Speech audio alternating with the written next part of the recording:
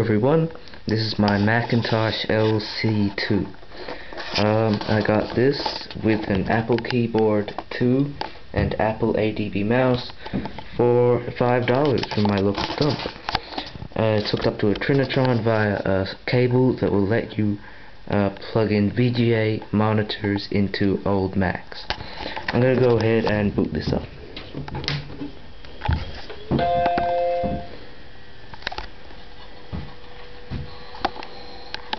What I found interesting was that Apple keyboards don't come with a this Apple keyboard doesn't come with a cord built in, so you have to supply one yourself.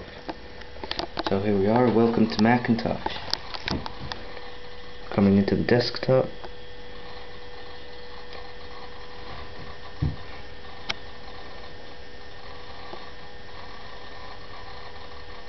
You may hear a strange whistling sound. That's coming from the speaker. I'm not sure what caused that. So here we are at the desktop. It's got the hard drive, the trash, menu bar. And about this Macintosh, it's got Macintosh LC II, system software Z1-7.1, Apple Computer Inc. 1983 to 1992. So I'll close this, and not really much came with this, pretty much just System 7 and nothing else.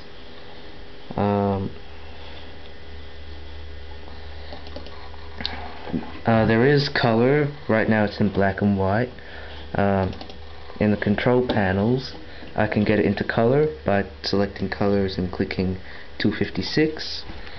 And now it's got a bit of color everywhere.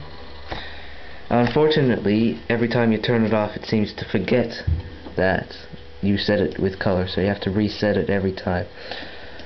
It goes back to black and white all the time. So this is a Macintosh LC II, fully up and running. I'll go and shut this down. See, very quick shutdown. And that is a Macintosh LC II.